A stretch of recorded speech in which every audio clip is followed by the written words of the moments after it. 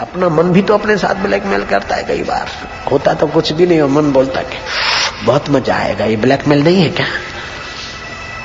होता तो पान मसाला है, सड़ी गड़ी सोपाली, तंबाकू, निकोटीन और चिपकली का पाउडर, पूंछ वाली वो जो मच्छर खाती चिपकली उसका पाउडर, और मन कहता है यार खा लो पान मसाला। ये धोखा नहीं है, ये ब्लैकमेल नहीं है। 2 दिन 5 दिन पत्नी के साथ संसारी विकारी सेक्सी सुख लिया। सुख लेने के बाद लगा कि सुख तो क्षण भर है, लेकिन अब 8 दिन खाएंगे तब वो गड्ढा भरेगा एनर्जी का, कोई सार नहीं। उस समय बेटा बोलता है कोई सार नहीं, फिर 10-5 दिन के बाद बोलता है वही ब्लैकमेल तो करता है मन। उसको क्यों नहीं डांटते, उसका ब्लैकमेल क्यों नहीं देखते?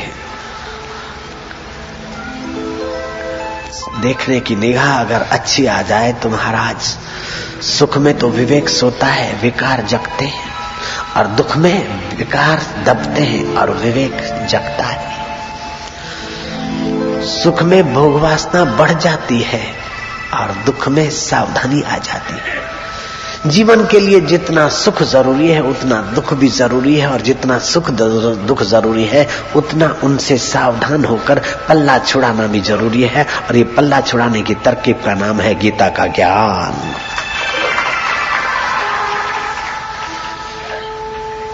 दुख देकर वो तुम्हारा अहंकार और आसक्ति छुड़ाता है, और सुख देकर वो तुम्हारा विषाद हटाता है। एक बच्चा सो रहा था, बाप आया, रात्रि का समय था। मुन्ना कहाँ गया? बोले सो रहा है। देखा सो रहा है, गाल पर जरा सा हाथ लगाए। माँ ने एक सूती चादर उड़ाई थी, सर्दी थी, बाप ने अपनी शाल डाल दी। बाप भोजन करके जरा सा हरड़े का टुकड़ा खोजने गया। माँ आई, मेरा लाल ठुठरता है, उसने अपनी एक चादर और डाल दी। बाप भोजन करके घूमना जरूरी है ये समझता था, आप भी समझते होंगे। रात को भोजन करके सोना तो जल्दी मौत को बुलाना है। भोजन करके थोड़ा बहुत हल्का सा टहलना चाहिए, और भोजन में और शयन में 1.5-2 घंटे का अंतर होना चाहिए। और रात को देर से भोजन करना भी अकाल मृत्यु को बुलाना है। सूर्य अस्त हुआ तो हमारा पाचन तंत्र भी धीरे धीरे अस्त होता जाता है। जितना देर रात को करेंगे उतना पाचन तंत्र पर लोड पड़ेगा। इसलिए संध्या को जो कर लेते वो अच्छा है, लेकिन वो 7-8 बजे कर ले तो 10 बजे सो ले वो भी ठीक है। लेकिन जो 11 बजे भोजन करे और 11:30 को सोते तो समझ लो बीमारियों को का घर बनाना चाहते अपनी बॉडी को। देर रात को न भोजन करे न दूसरे को कराए, देर रात को न ठास ठास के खुद करे न अपने मेहमान को कराए। हाँ, जो दुश्मन है उसको खूब ठास ठास के भोजन कराओ, जल्दी मरेगा। हम होते बाहर से मित्र हैं, लेकिन ज्ञान के अभाव में एक दूसरे के शत्रु हो जाते हैं। होते एक दूसरे के हितैषी हैं, लेकिन ज्ञान के अभाव में एक दूसरे के दुश्मन हो जाते हैं। पंचतंत्र में कथा आती है, मैं ये कथा पूरी करके बताऊंगा। बाप हरड़े का टुकड़ा चबाते राउंड मार के आए, देखा कि बेटा 3 चादर पड़ी है, फिर भी ठुठर रहा है। बाप ने उठाकर तीनों की 3 फेंक दी। माँ ये क्या करते हो? बोले इसके मन में सर्दी का भय न घुसे, इसलिए। जो पोष की सर्दी नहीं पचाएगा तो वो जेठ की गर्मी कैसे पचाएगा, और जो गर्मी सर्दी नहीं पचाएगा वो स्वस्थ कैसे रहेगा। इसके स्वास्थ्य के लिए ये 3 चादरियां हटाना भी इतना ही जरूरी है। तो जैसे अभी 6 महीने से ये बाप हुआ है, वो भी ठुठरते बच्चे की चादर हटा देता ताकि ये मजबूत हो, ऐसे ही वो परमात्मा तुम्हारी थोड़ी सुरक्षा हटाकर तुम्हें थोड़ा धक्का मुक्की करके मजबूत बनाए। तो उसे धन्यवाद दो, फरियाद क्यों करते हो? दुख विघ्न और मुसीबतें और प्रॉब्लम देकर तुम्हें मजबूत बनाना चाहता है तो तुम उसके हाँ में हाँ करो। तेरा पाना मीठा लागे। लोग बोलते कि बापूजी नानक जी का पक्ष लेते हैं, हम पक्ष नहीं लेते, हम प्यार करते हैं। सच्ची बात कही उस संत पुरुष ने, जो तिद भावे सो भलीकार। कितनी सच्ची बात, कितनी साफ सुथरी देसी भाषा में वेदांत कह दिया, उपनिषद की बात कह दी। जो तिद भावे सो भलीकार, तेरा पाना मीठा लागे।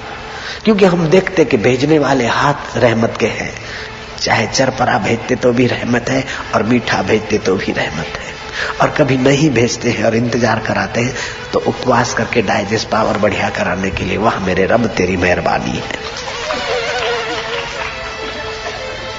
मैं वो बात बताने जा रहा था, अगर ज्ञान के बिना अगर आपका हितेश है तो भी आपका हित नहीं करेगा। पंचतंत्र में कथा आती है, राजा जंगल में शिकार करने गए, उसको एक रीछ से भेंट हो गई। देव योग से राजा को रीछ को वो नाड़ी कोई खुली थी, एक दूसरे को पहचानने की स्मृति आ जाएगी। राजा ने कहा मैंने तुम्हें कहीं देखा है, रीछ ने कहा मैंने भी तुम्हें देखा है। गौर किया कि आप हम अगले जन्म में मित्र थे। राजा ने कहा अब क्या विचार है? बोले विचार तो चंगा है, मैं अपने तामसी कर्मों से रीछ बन गया हूँ और आप आपके दान पुण्य के बल से राजा बन गए, हमारी दोस्ती तो निभाई जाएगी, मैं आपका बॉडीगार्ड हो जाता हूँ। मनुष्य चाहे लठधारी जवान खाकी कपड़े वाले 10 मंडारते रहे, फिर भी दूसरा इंसान आएगा धोखे से आपको हानि कर सकता है, लेकिन आपकी चौकी में अगर रीछ है खुद ही तो फिर दूसरा कौन आता है? I am your bodyguard, okay. राजा और रीछ दोनों ने अपने पूर्व जन्म की दोस्ती के हाथ सदा साथ हाथ मिलाए। रीछ आ गया राजमहल में बॉडीगार्ड हो गया। पंचतंत्र ग्रंथ में ये कथा है। रीछ हितैषी तो था राजा का, लेकिन रीछ जो रहा, भादों के महीने में दूध खाना चाहिए, सावन के महीने में दूध नहीं खाना चाहिए, कम खाना चाहिए। भादों के महीने में दही नहीं खानी चाहिए। भादों की दही दे भूतों को और कार्तिक की दही दे पूतों को। कार्तिक में दही पूतों को खिलाओ, मजबूत बने, और भादों की दही भूतों को दो, जल्दी मरे हैं। किसी को जल्दी कुटुंबियों को मारना है तो भादों में दही खिलाओ, और किसी को बुद्धू बनाना है तो रात को दही खिलाओ, मूर्ख बनेगा, बुद्धि विकसित कम हो जाएगी। बुद्धि के विकास को रोकना है तो रात को दही अथवा छाछ खिलाओ, बुद्धि का विकास रुकेगा। कैसी ये गीता? जयराम जी जब गीताकार युद्ध के मैदान में स्वास्थ्य की बात करता है तो मैं करनाल के मैदान में स्वास्थ्य की बात को क्यों छोड़ूंगा? जयराम जी बोलना पड़ेगा। राजा ने खाई होगी भादों के महीने की खीर, और बूढ़े आदमी अपने को तब बूढ़ा समझे जब नाक से श्वास ले और छोड़ते समय नींद में मुंह से छोड़नी पड़े।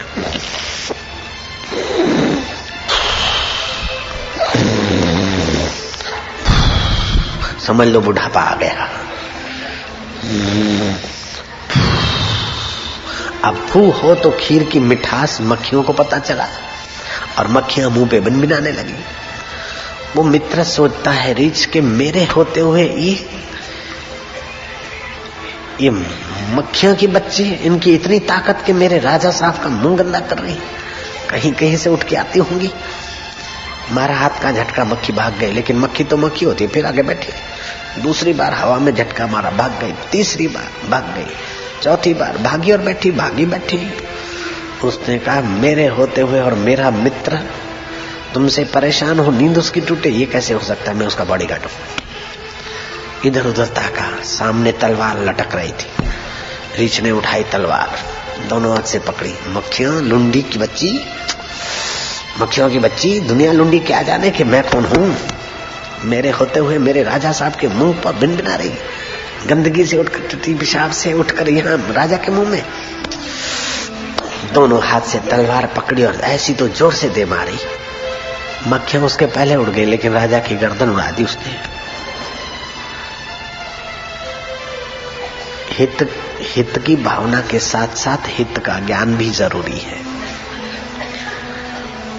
हित की भावना के साथ साथ हित का ज्ञान भी जरूरी है, और हित का ज्ञान देने का सत शास्त्र अगर कोई ढूंढा जाए, बड़ा लंबा विशाल ज्ञान और थोड़े ही शब्दों में और सरल श्लोकों में, वो गीता रूपी ग्रंथ है। उस गीता के ज्ञान में आप हमें एकत्रित करें। गीता के बारे में सत्यशास्त्र कहते हैं, महापापाधि पापानि गीता ध्यानम करोति चेत क्वचित स्पर्शम न कुर्वन्ति नलिनी दलम मुंबवत। जिस प्रकार कमल के पत्ते को जल स्पर्श नहीं करता, उसी प्रकार जो मनुष्य श्री गीता का ध्यान करता है, ध्यान मतलब गीता का पुस्तक रख के आंखें मूंदना ये नहीं, गीता में जो ज्ञान है उस ज्ञान के अनुसार जो पल पल में उस गीता के ज्ञान का ध्यान रख के जो व्यवहार करता है। ध्यान का मतलब ये नहीं कि किताब रख के अपने आंखें मूंद के बैठे, नहीं, जो गीता का ध्यान रखता है, ध्यान करता है, अर्थात उन विचारों को ध्यान में रख के व्यवहार करता है, वो मनुष्य क्या महापापाधि पाप हो, बड़ा पापी भी हो, फिर भी उसे बड़े बड़े पाप स्पर्श नहीं करेंगे, वो ऐसा बन जाएगा। अपि चेत् दुराचारे भ्यो पापे भ्यो पाप कृतम, दुराचारियों में भी दुराचारी, 10-20 पापियों में छांट लो एक बड़ा पापी, ऐसे सारे बड़े बड़े पापियों में भी छांट लो एक बड़ा पापी, और उन सब से भी एक आखिरी नंबर का। ऐसा आदमी भी अगर ज्ञान की नाव में बैठेगा तो तर जाएगा। कृष्ण ने कहा कि संसार सागर को तर जाएगा इस ज्ञान से। बोले मैं तर तो जाऊंगा, लेकिन फिर भी सागर तो सागर, दूसरा आदमी पैर पाएगा तो डूब जाएगा, क्योंकि पानी गहरा है। बोले अर्जुन, पानी कितना भी गहरा हो, लेकिन नाव में बैठे हुए व्यक्ति के लिए पानी की गहराई का महत्व नहीं है, केवल नाव सुरक्षित हो और किनारे का पता हो तो तर जाएगा। ऐसे संसार सागर गंभीर है, गहरा है, ये है, पद पद पे ही है, मत्स्य है, घड़ियाल है, मगर है, ये सब है, लेकिन आप नाव में अगर पार कराने वाला कोई है और बैठे तो आपके लिए सारे खतरे होते हुए भी कोई खतरा नहीं। ऐसे संसार में तमाम खतरे हैं, मना नहीं कर सकते हम, पद पद पे धोखा है, पद पद पे खतरा है, लेकिन गीता रूपी नाव में बैठो और कोई खेवैया संत मिल जाए, आराम से तर जाएगा।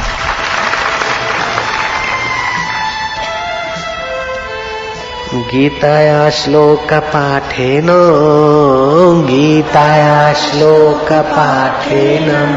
गोविन्द स्मृतिकीर्तनात् गोविन्द स्मृतिकीर्तनात् साधु दर्शन मात्रेण तीर्थकोटि फलम लभेत, तीर्थकोटि फलम। गीता के एकाध श्लोक के पाठ से, भगवान नाम कीर्तन से, साधु पुरुष के दर्शन से करोड़ों तीर्थ करने का फल कहा गया है। गीता का ज्ञान पाने के लिए एक एक कदम हम कथा में चल के आते, एक एक यज्ञ करने का फल होता है। श्रद्धा से जब सुनते हैं तो भक्ति योग का फल होता है, और विचारते हैं, बैठे भी श्रद्धा से तो भक्ति योग का फल हो गया, और फिर बैठेंगे तो सुनाई तो पड़ेगा ही ज्ञान योग का फल, अर्थात कर्म योग, भक्ति योग और ज्ञान योग, 3 योग सहजता से होए, इसी का नाम है गीता भागवत सत्संग। भागवत में तो ये लिखा है कि अश्वमेघ सहस्त्राणी, 1000 कोई अश्वमेघ यज्ञ कर ले, वाजपेयी शतानी च, हजारों नहीं सैकड़ों कोई वाजपेयी यज्ञ कर ले, लेकिन भगवत कथा के आगे उनका प्रभाव और पुण्य 16वां हिस्सा भी नहीं है। अश्वमेघ सहस्त्राणी, अश्वमेघ सहस्त्राणी, ये भागवत का श्लोक है, महात्मा विभाग में पहले ही। अश्वमेघ सहस्त्राणी, अश्वमेघ सहस्त्राणी, भाजपे शतानि च, भाजपे शतानि च, शुकशास्त्र कथायाश्च, शुकशास्त्र कथायाश्च, कला नाहन्ति षोडशं, कला नाहन्ति षोडशं। 1000 अश्वमेघ यज्ञ कर ले, सैकड़ों वाजपेयी यज्ञ कर ले, फिर भी उनका पुण्य प्रभाव भगवत कथा के आगे रखो तो 16वां हिस्सा भी नहीं है। यज्ञ अच्छे हैं, शुभ हैं, लेकिन ये भगवत कथा इतना महाशुभ है कि वे 16वां हिस्सा की भी बराबरी नहीं कर सकते। ऐसी भगवत कथा का आयोजन जिन लोगों ने किया होगा, जो उनके साथ भागीदार हुए होंगे और जो 4 कदम चलकर आते होंगे, उनका पुण्य प्रताप तो देर सवेर उनके हृदय को ही पावन कर देगा और उनके संपर्क में आने वालों को भी पवित्र कर देगा। महापातकी से पातकी लोग भी गीता के ज्ञान के प्रभाव से तर गए। एक वैश्या जो बुरा धंधा करती थी, वो तोते के मुंह से टूटा फूटा गीता का श्लोक सुनती थी और एक बैल पड़ा था दलदल में, उसकी सदगति के लिए वैश्या ने वो पानी अर्पण किया। वो बैल की सदगति हुई और वो देव शर्मा के यहाँ सुशर्मा होकर जन्मा। उसको जब संत मिले और संत ने ध्यान सिखाया तो ध्यान से उसकी अपनी योग्यता विकसित हुई। अगला जन्म उसने देख लिया और वैश्या से पूछने बैठा, ओ माताजी, तुमने 19 साल पहले ऐसा कौन सा पुण्य अर्पण किया था कि वो बैल दलदल में फंसा था, 3 दिन तक भूखा प्यासा, उस बैल की सदगति तुमने किया, वो कौन सा पुण्य था? बोले और कोई पुण्य नहीं। मेरे घर में एक ब्राह्मण के यहाँ से चोर चुरा कर लाए थे तोता, वो चोरों ने मेरे को दे दिया फीस के बदले में। वो तोता गीता का श्लोक बोलता था, वो गीता का श्लोक मैं सुनती थी, उसी श्लोक का पुण्य बैल की सदगति में मैंने अर्पण किया। तेरे को कैसे पता चला? बोले वही मैं अभागा बैल था, न भूखा न जिया न मरा, भूखे रहते भी परेशान था और खाता था तभी भी परेशान था, क्योंकि मेरे पर एक भिखमंगा सवारी करके भिख मांगता था।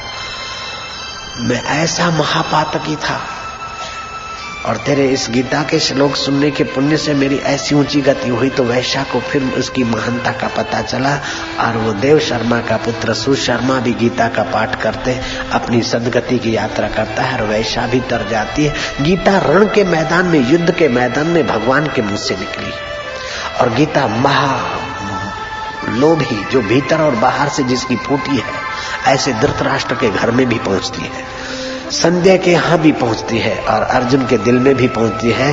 तो फिर करनाल के दिलों में गीता क्यों नहीं अपना आनंद जगाएगी?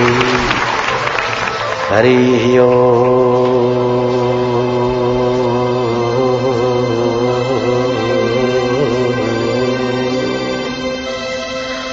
हरि ओम।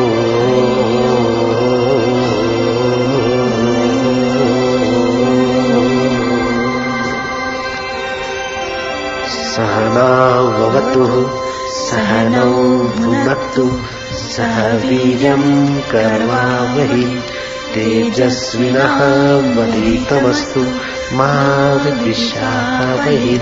ओम शांति शांति शांति। ऋग्वेद का एक छोटा सा मंत्र समझ लेंगे।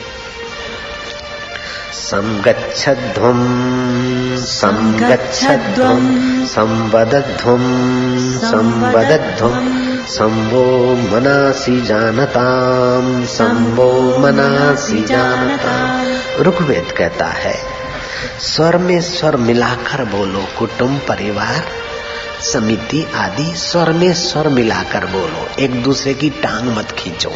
जयराम जी की स्वर में स्वर मिलाकर बोलो, मत में मत मिलाकर बोलो और कदम से कदम मिलाकर आगे चलो। तो आप चाहे नरक में हो तो आपके लिए नरक दुखदाई नहीं होगा, तो स्वर्ग तो ऐसे ही स्वर्ग है, संसार तो ऐसे ही संसार के स्वामी को पाने के लिए है। तो फिर आपको क्या फिक्र है? जयराम जी बोलना पड़ेगा। फिर से वेद मंत्र पढ़ो। संगच्छध्वं संगच्छध्वं संवदध्वं संवदध्वं संभो मनासि जानताम संभो मनासि जानताम।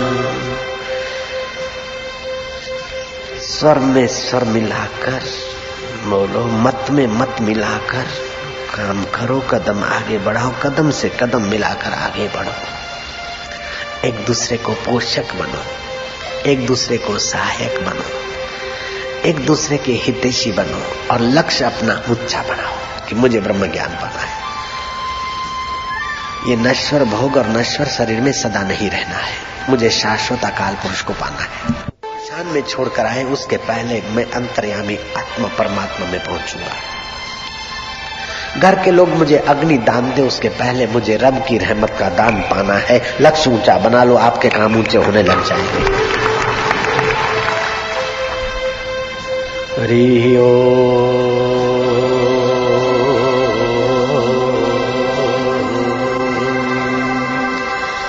जब ही नाम हृदय धरो, जब ही नाम हृदय धरो, भयो पाप को नाश, भयो पाप को नाश। जैसे चिनगी आग की, जैसे चिनगी आग की, पड़ी पुराने घास, पड़ी पुरानी घास। हरि हरि ओ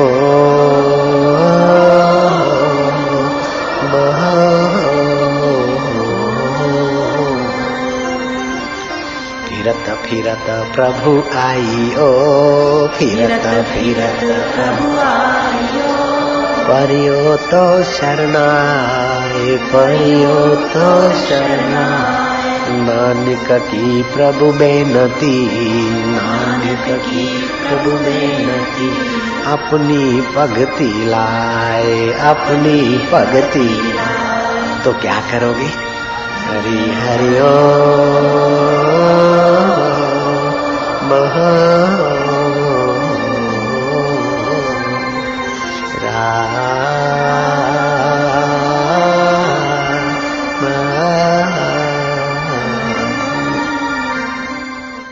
श्रीमद् भागवतम पुण्यम, श्रीमद् भागवतम आयु आरोग्य पुष्टिदम, आयु आरोग्य पुष्टिदम। पठनाद श्रवणादपि, पठनाद श्रवणादपि सर्वपापै प्रमुच्यते, सर्वपापै प्रमुच्यते। यह पावन पुराण श्रीमद् भागवत आयु आरोग्य और पुष्टि को देने वाला है, अकाल मृत्यु को टालने वाला है, शुद्ध आयु और शुद्ध विचार शुद्ध मति देने वाला है।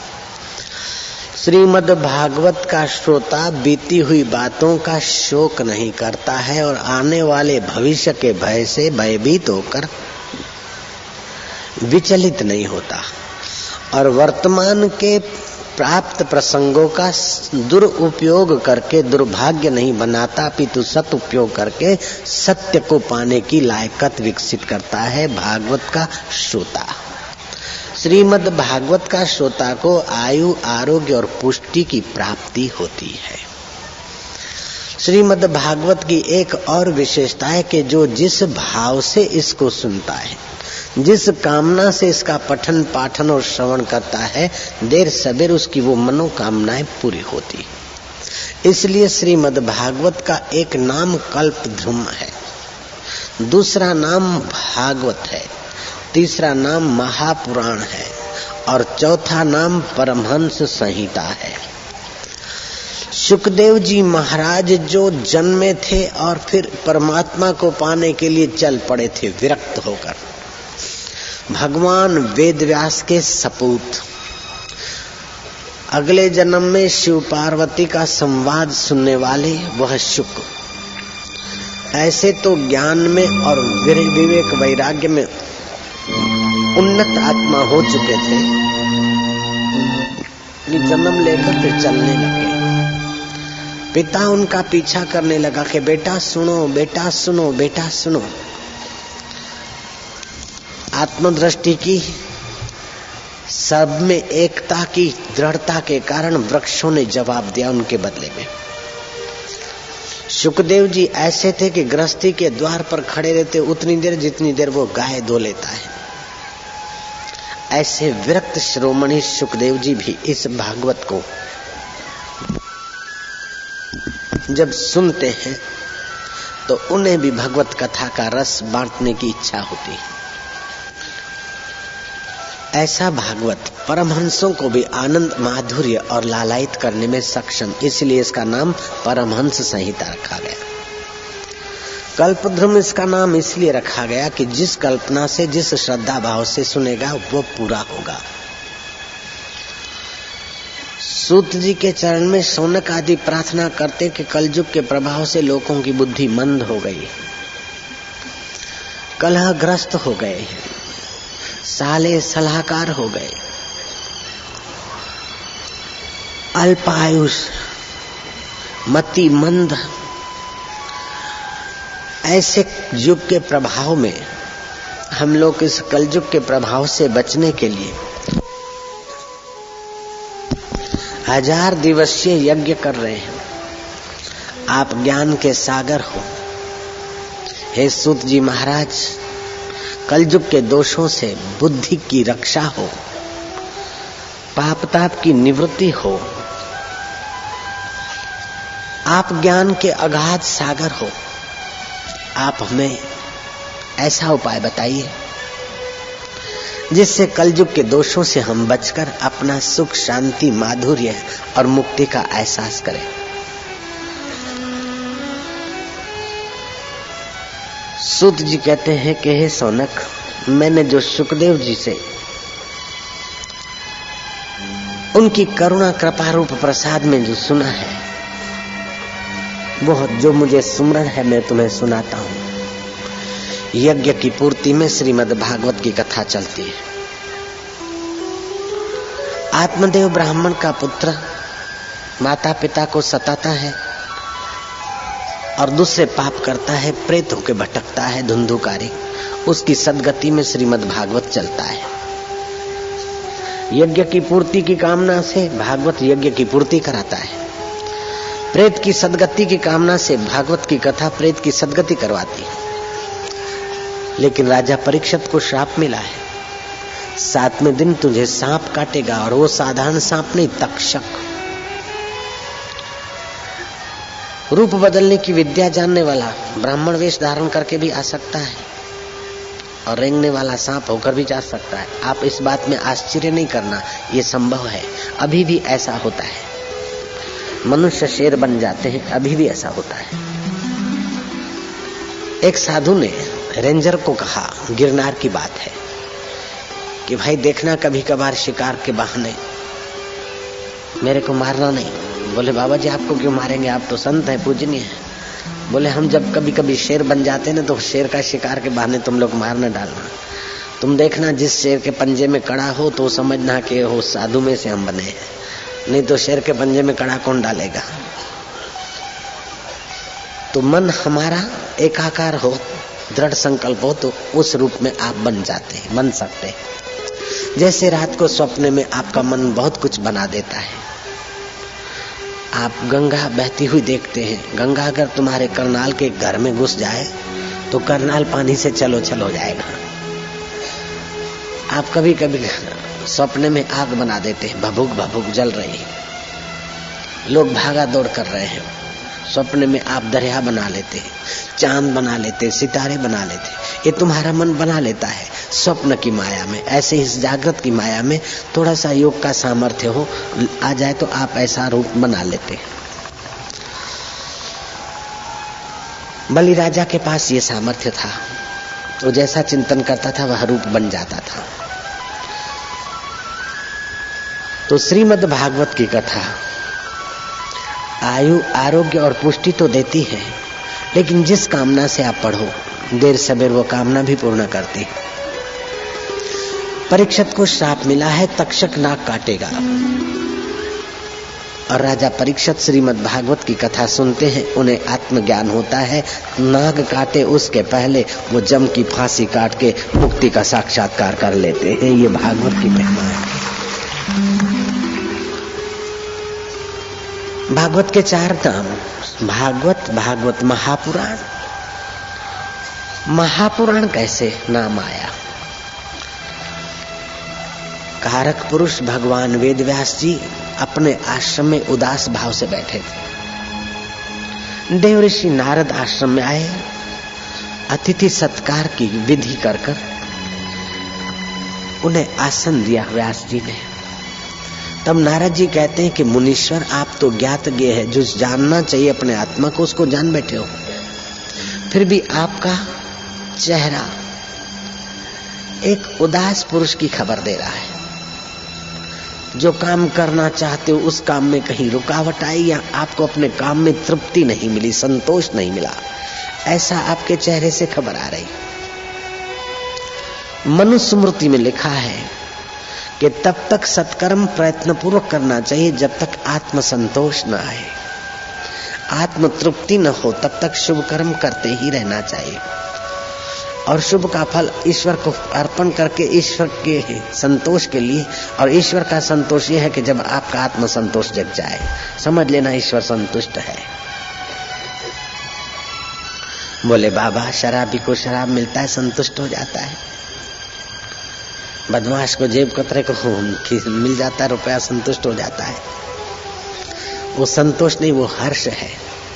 जहाँ हर्ष है उतना शोक भी तेजी से आएगा। संतोष में और हर्ष में फर्क है। हर्ष वाला शोक होगा, शोक वाला हर्षित होगा, ऐसे आयुष्य नष्ट करेगा। संतुष्ट सततम योगी ही।